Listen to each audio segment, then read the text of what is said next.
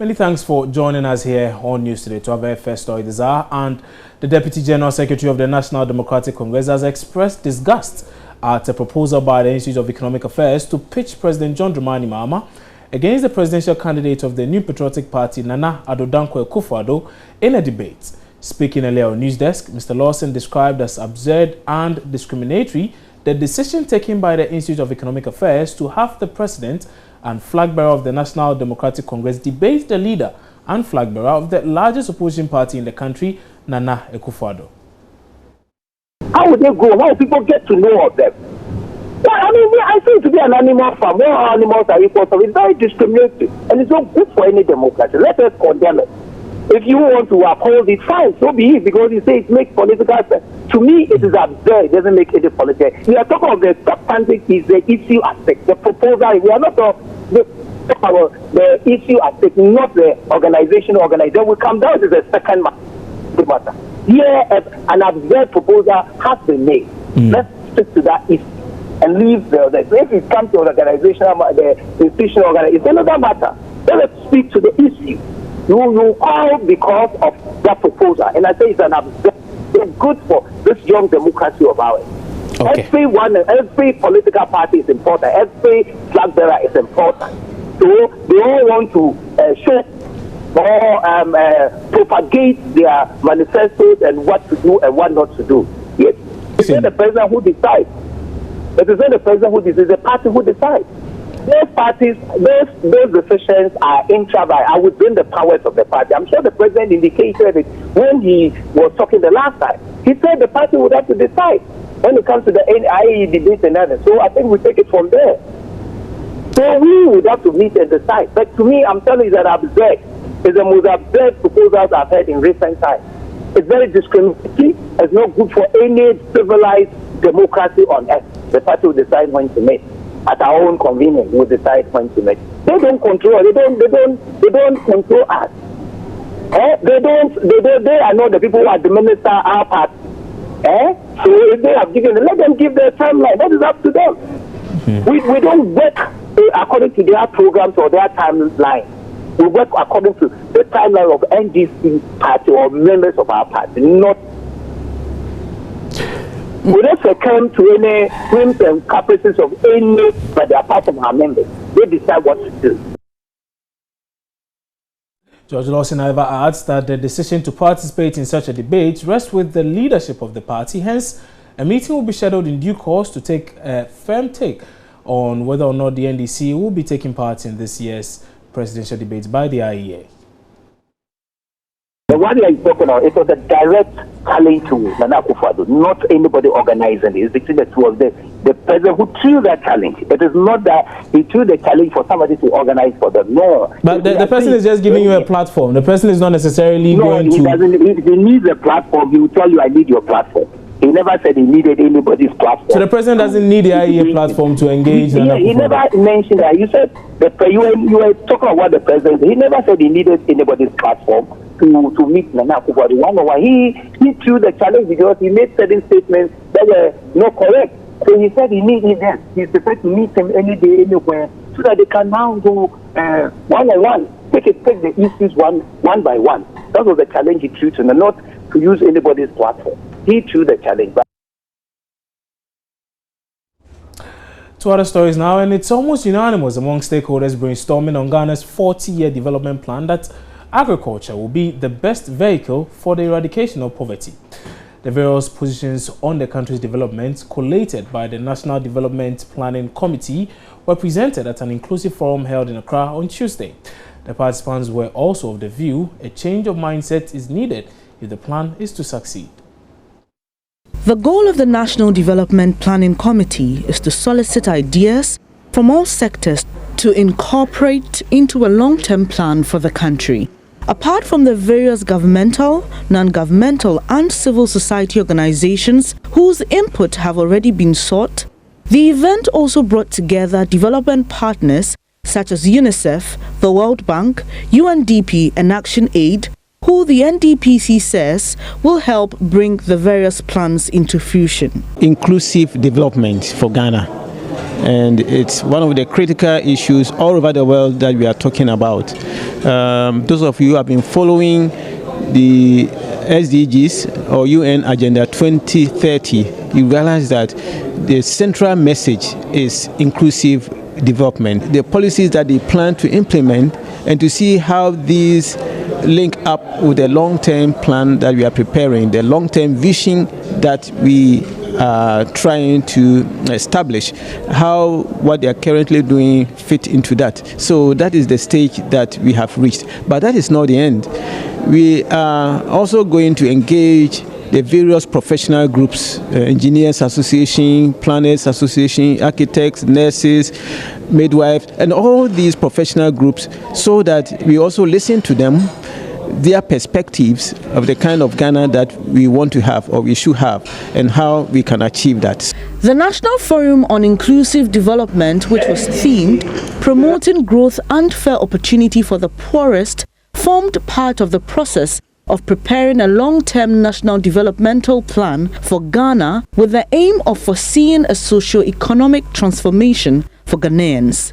A former director of the Ghana Health Service and chairman of the occasion, Professor Ajiman Bedu Akosa, was one of those who argued passionately about why agriculture held the key to reducing poverty. Poverty in all its forms must be blighted. Social development must be inclusive to include everybody. The idea is that we should leave nobody behind. And leaving nobody behind means whether you live in a rural area, whether you live in an urban area, whether you live in a para-urban area, your role is important and your role is consciously captured. And that is the whole essence of it. One of the ideas is that we brought in so many people to look at, what is happening. I said in my welcome address that one of the things that I know is that nothing is happening in the rural areas. If you take the reason why everybody gets up and comes to Accra or goes to Kumasi or goes to the urban area is because there's actually nothing happening. NDPC Director Isaac Mensah Bonsu advocated for attitudinal change among Ghanaians. To ensure that these are implemented, we have partnered with the political parties. So we started with the 6 political parties that contested the 2012 elections.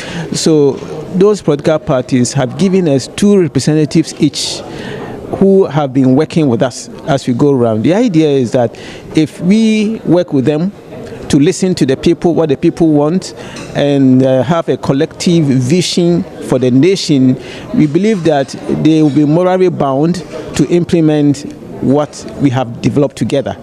At the end of the forum, a set of policy actions will be put in place to promote inclusive development. Now, residents of Paluga in the South Dai district of the Volta region are battling with the scarcity of potable water in their community. This has compelled the residents to feed on unwholesome water from hand-dug pits constructed on the beds of a dried stream. Journalist Fred Kwame Asai visited the community and has come through with his report. This is what residents of Paluga go through daily as they strive to get one of life's basic amenities, water. The situation here is intensifying as increasing number of people continue to share the same limited resource. The over 2,000 residents of Paluga are basically peasant farmers, while some women are also engaged in fish trade due to their proximity to the Volta Lake. Community members most often depend on unwholesome sources. The situation is worse during the dry season when the stream completely dries up. This occurrence leaves residents with no option but to depend on hand-dug-out pits. Women and school pupils suffer most as they waste hours waiting for water from the hand-dug pits. They wake up very early in the morning to dig pits on the bed of the stream and wait in anticipation for water to flow. Adai Elom and her brother are not happy with the situation since they are always late for school. We don't have water at Paluga, unlike some other communities which have continuous access to potable water. We have to wake up every morning to dig before we get water. This makes us late for school and we are punished by our teachers.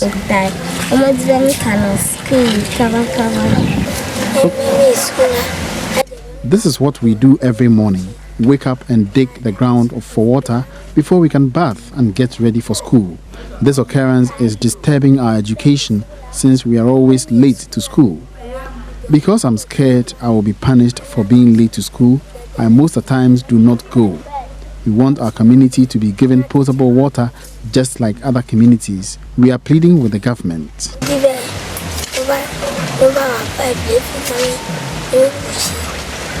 Some residents have constructed water harvesters to help conserve rainwater, while those with enough resources buy gallons of water from adjoining communities.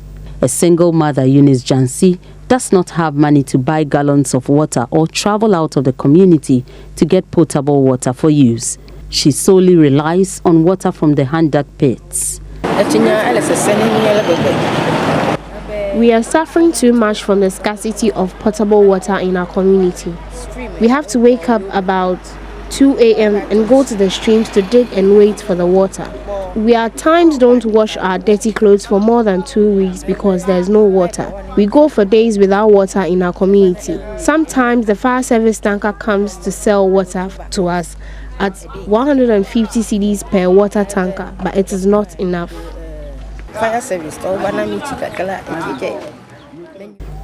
The South Dai District Assembly, in a quest to end the plight of residents, made available a standpipe to supply water. However, the pipe bursts anytime water flows through it because the pipes used in the extension process are too small to accommodate the pressure of the water. It is a major problem in the whole area. It's not only this town. It's a major problem for us all. Sometimes people have to walk. Those who have cars, fine, they can go to the riverside and use the 4 gallons to fetch water. So that is what we are facing in the town. At best, an NGO Safe Water Network sells water at 20 pesos per what is known as the Kufuor gallon to generate revenue to cover operating and maintenance costs of the water station. About 4 reservoirs have been placed at vantage points but do not get frequent water supply from the treatment plant. Interestingly, several calls on the North Dai District Assembly to address the plight of residents have yielded very little response. The secretary of the unit committee, Boji Emmanuel, said they are impressing on the District Assembly to solve the problem once and for all. The assembly member took a swipe at politicians for failing to provide water for the community, threatening to boycott the coming general elections. Fred Kwame Asari's report from the Volta region.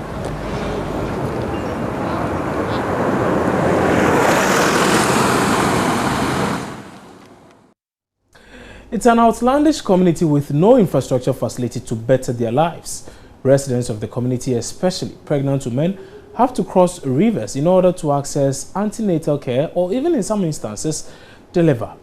Now the only means of transport is the motorbike on bumpy roads that sometimes causes these pregnant women to fall off, leading to a complication of their conditions. Those who cannot make it on the motorbikes have to be attended to by traditional birth attendants. Most of them end up with severe complications. Now that's the story of the people of Sangbaka, located in the Sisala West district of the Upper West region. Rafiq Salam visited Sangbaka and now reports. Chief of Sangbaka, Koro Aduna Facho, opened up and gave a mental picture about the challenges faced by his subjects on daily basis. This we don't even have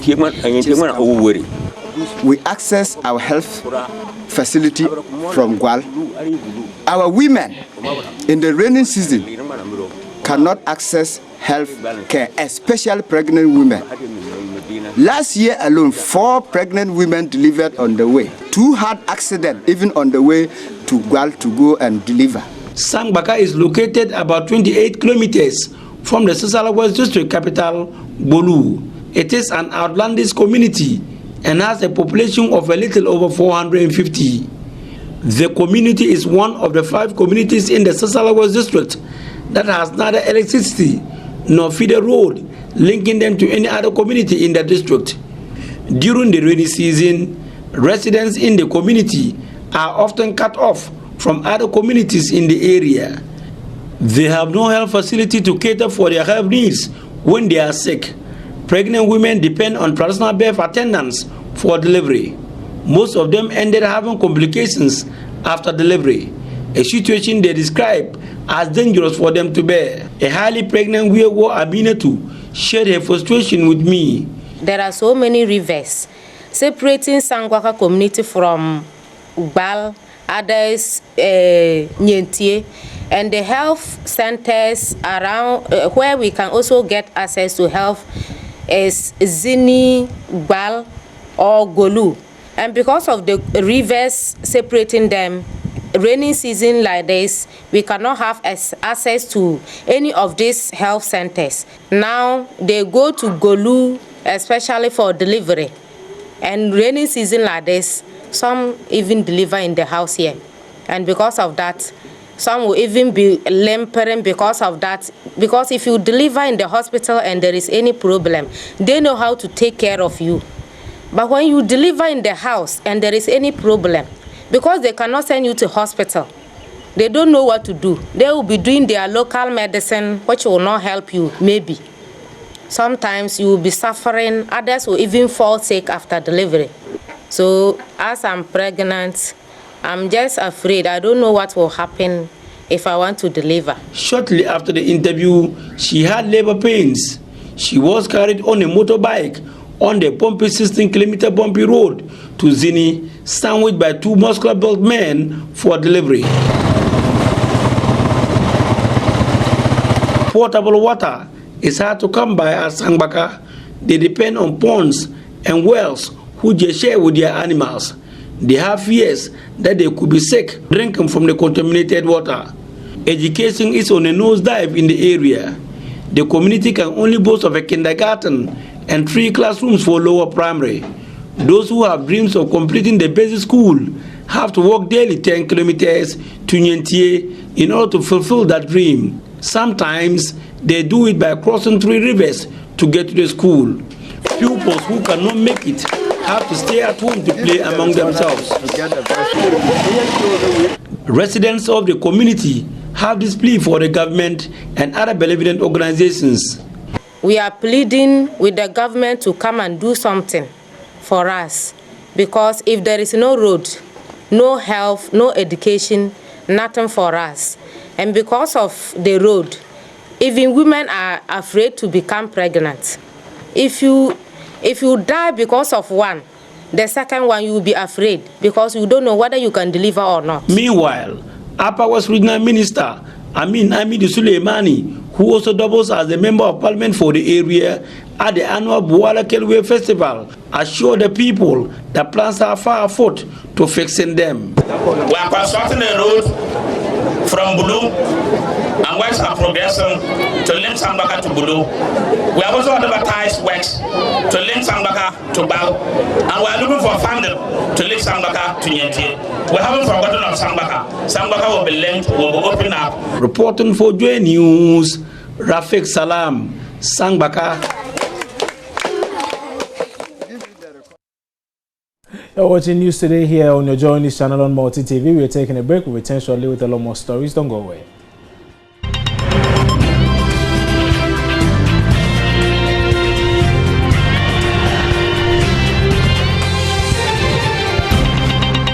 Many thanks for staying with us here on News Today. To some more stories now, and lawyers for British fugitive David McDermott have filed a fresh suit asking the High Court to direct the Bureau of National Investigations, the BNI, to allow them have access to their clients. This is their latest attempt to stop his extradition to the United Kingdom to face narcotic crimes after filing an injunction last month.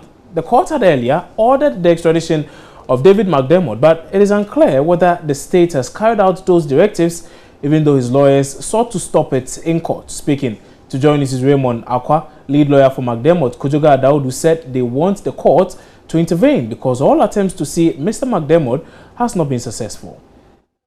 We are asking for 2 things. Let me have access to him.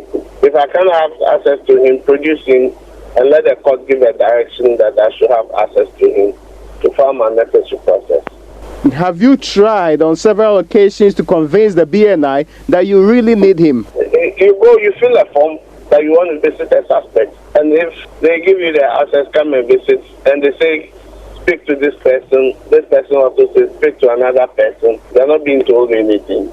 I think it's a well-established practice. Such you should have access to your clients. So that's all I'm asking. I'm not asking anything too much. Is it possible that he might have been extradited long time ago? I have no idea. It's not right. I've not been told his whereabouts. If I go, there's no tangible reason being given to me why I can't see him. So I have asked trial that the court should ask them to produce him so that I can have conference and file the necessary process that I need to have. And that was lawyer for British fugitive David McDermott, Kojoga Adaudo, in an interview with my colleague Raymond Akwa there. The West African Network for Peace Building, ONEP, is cautioning political parties to recruit young people to engage in election-related violence because the act is a threat to the country. ONEP believes this can create chaos as Ghana prepares for the November 7 polls. Programs Director of ONEP Ghana Chapter, Levima Adai-Mensah, was speaking to Joy News on the sidelines of a dialogue platform to get women in election monitoring. At a ceremony to establish a platform called Women's Situation Room to provide women and youth organizations the opportunity to strategize and respond rapidly to election-related issues, ONEP revealed it intends to strengthen women's solidarity and showcase their ability to constructively impact on the election process. The international coordinator of the Women's Situation Room, Barbara Sangare, spoke on how the establishment of the process can be implemented here in Ghana. We're in Ghana because the women of Ghana have invited us to come in and do an assessment on the potential for violence during the November 2016 elections. So we've been talking to a whole group of people, and we're having a final meeting now with a whole group of women, about 40 women's groups, to look at the potential for violence and also how they want the Women's Situation Room to be structured in Ghana. Because one of the things I must say is that it's dynamic, so it changes depending on the country context. So that's why we're here, and we're hoping that we'll replicate it, work with the youth, work with the people of Ghana to ensure that the elections are peaceful. It will have conveners, women from Ghana will convene.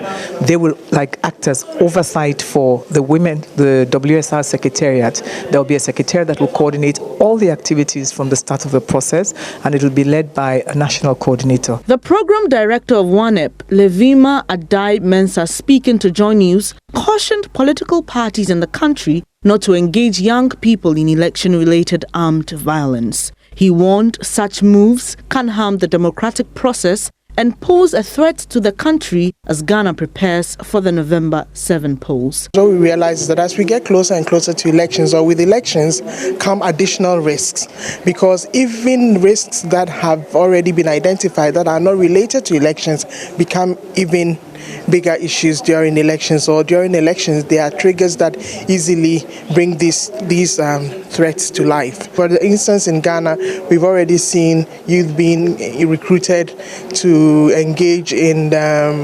election-related, armed activities of violence in terms of providing security for some political parties or some actors. These are not conventional security actors, and therefore there's always the challenge of what extent can they go, to what extent can they engage in violence, because it becomes a threat because they are armed. Some of the participants who spoke to Joy News said the platform will benefit women in general. George Iosenvine for Joy News.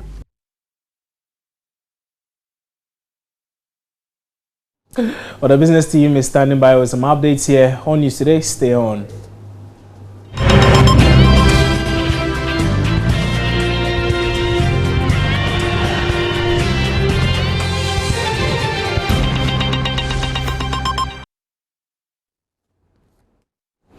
Now time for some business, and the MTN clarifies position on proposed ban of calls over the internet like WhatsApp, Skype and Viber. Telecom giant MTN says its recent proposal for restricting calls over the internet like WhatsApp has been misunderstood. The chief executive of MTN, Ebenezer Asante, in recent interview with Joy Business indicated that there might be the need to limit calls over the internet because of its impact on revenue for country and the telcos. But Mr. Asante says he was rather looking at stopping international voice calls being terminated through the internet and not WhatsApp to WhatsApp calls. There is also an emerging trend where you can have normal traditional voice call also terminating on OTT. And this can happen even on the blind side of the person receiving the call. And it is a trend that we have picked up, and it's an area that we were considering in terms of the impact to revenue. Because with that, when you initiate the call, it comes as an OTT call. There is no direct relationship between the telco here and the telco overseas.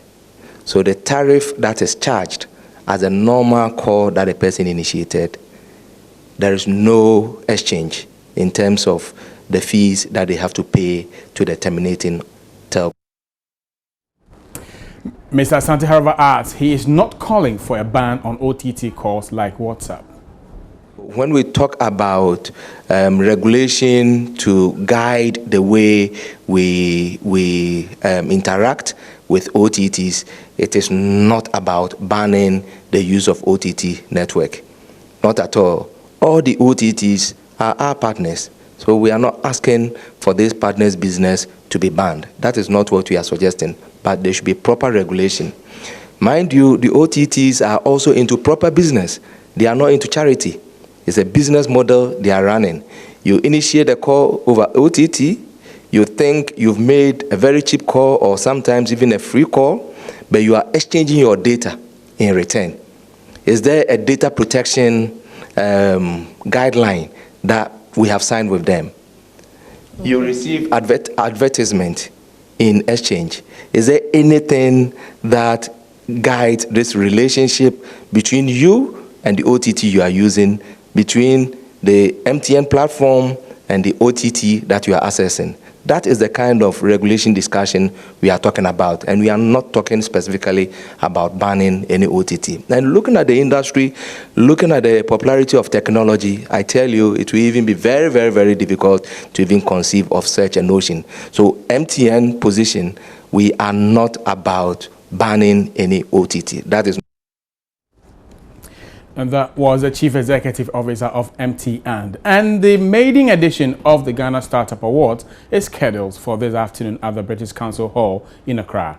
The awards is being organized by the African Network of Entrepreneurs in partnership with Joy Business. The event is aimed at celebrating ambitious Ghanaian startups that are making an impact and contributing to economic growth. The CEO of the African Network of Entrepreneurs, Eko Mensah, has been speaking to Joy Business ahead of the event. You know, there are lots of startups, really, especially in the entrepreneur era between 2010 all the way to 2016. Even way back to about 2006, there were lots of young people that started trying things on their own. But generally, startups don't have that needed support to be able to build on their ideas and then to grow it as fast as they would want it to, you know, and the startup ecosystem is not as vibrant as we would want it to. So we set up these awards, first of all, to bring out the effort of all these startups and what they're doing, and also to be able to draw up a lot of support and resources to startups for them to know that there are people, industries, or organizations that are passionate about supporting them, and also to urge them to keep on keeping on, even in times where it's difficult and it's challenging. So basically, that's what we're doing. So that will be it for business. My name is John Kojo Amwako, but you can catch me between 1 and 1:30 on the marketplace for more. Today we are looking at the CPI, that's your inflation, actually dropping marginally. What are the implications? Just join me on the marketplace for more in that state. Coming up next is your sports.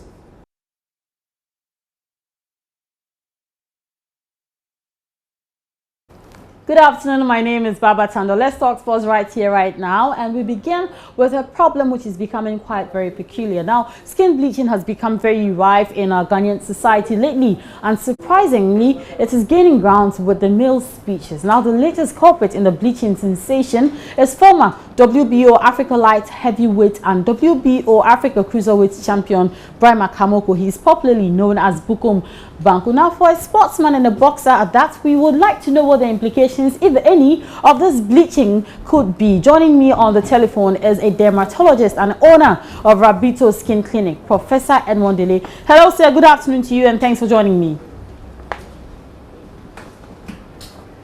Hello, Professor Dele. Good afternoon to you, if you can hear me. Yes, hello. Okay. Prof, could you tell me, what are the statistics like when it comes to bleaching in Ghana? Prof, okay, I want to find out, what are the figures like when it comes to bleaching in Ghana? What are the figures? Do we have any figures as to how many people are bleaching currently, or how many people are involved?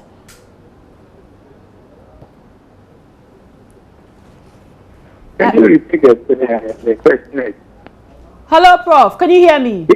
Yes. Okay. I'm hearing you. All right. I can hear you loud and clear now. I'm trying to find out, you as a dermatologist, how many people come to you on a daily basis with problems relating to skin bleaching? With bleaching? Yes. I think I've worked on this subject for the past 45 years. I've done a lot of research on it, and I've talked to the public, I've educated ladies, I've educated gentlemen, that one of the most serious effects of bleaching is actually creating skin cancer. Particularly for those who are exposed to the sun.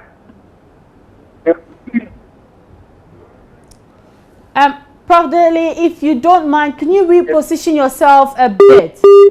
Okay, we lost Professor Dele on that particular one, but we'll get back to him, and we're talking skin bleaching. As we wait for him, let's get to other stories. And Accra Hardships yesterday filed an appeal against the ruling of the Ghana Football Association's disciplinary committee, finding them 12,000 Ghana cedis and directing the team to play their next spring home matches in an empty stadium or behind closed doors. Now, the Phobians were handed this punishment last week after they were found guilty of failure to control their fans' violent behavior in a Premier League game against Wa All Stars. Now, two club officials, Kwame Pariado, who is the PRO, and board member Berima Etuahene, were also fined 6,000 Ghana cedis each and banned from all football-related activities for a period of 24 months. Now, Hardships have appealed all these decisions, and board member Frank Nelson Iwokolo feels that that is simply the way to go.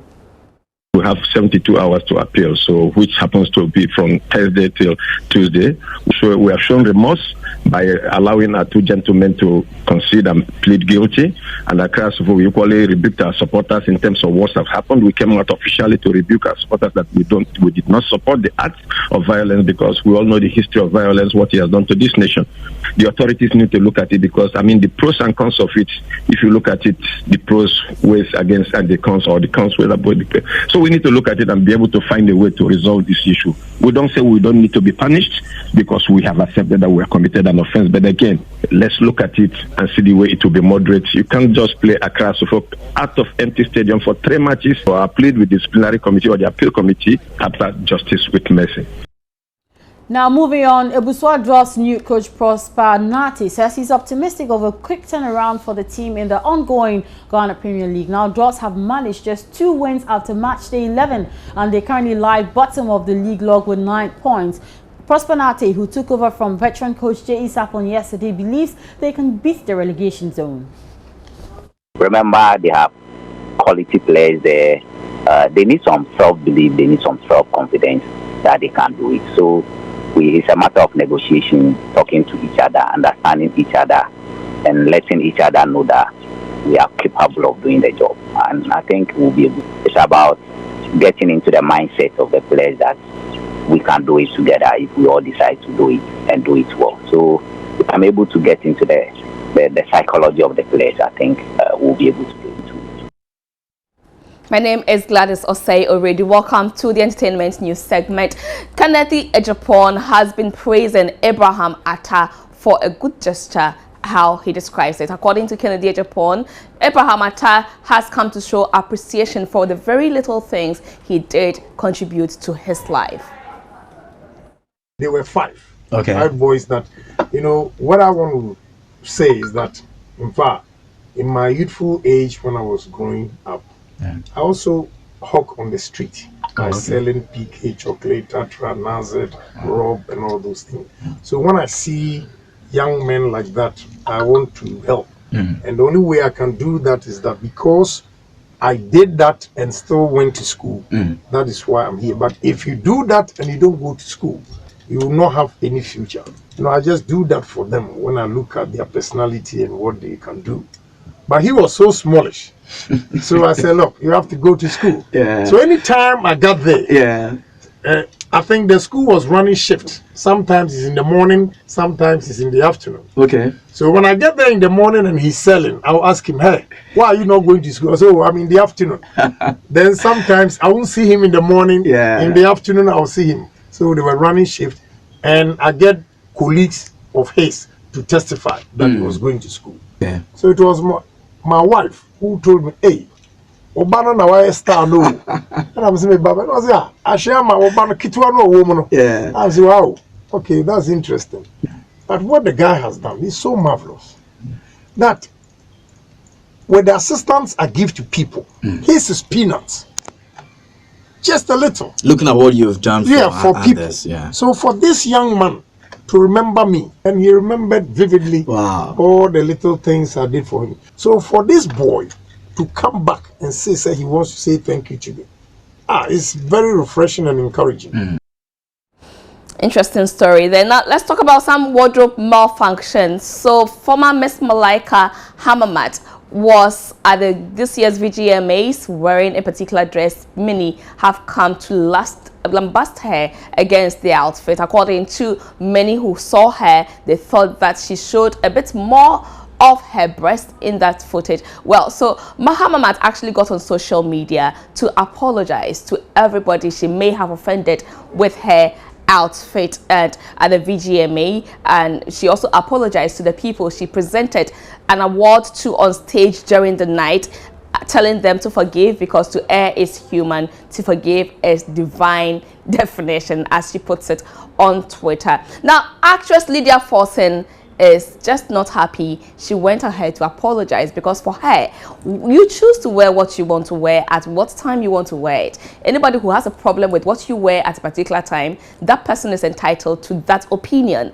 For her, Hamamat didn't have to come to apologize to anybody because nobody bought the dress for her, nobody prescribed an outfit for her. She was free to just wear anything she wanted to wear. And we'll give you more details during Let's Talk Entertainment today. You know, Saka has been throwing a surprise party for his sister, who, according to him, brought him into the music game. We'll bring you more on that during Let's Talk Entertainment. Thank you so much for your time.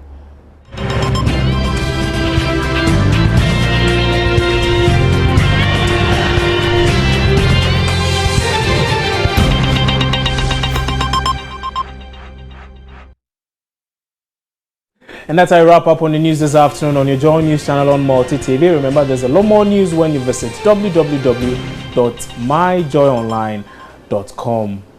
John Amakun is standing by with the marketplace. Many thanks for your company.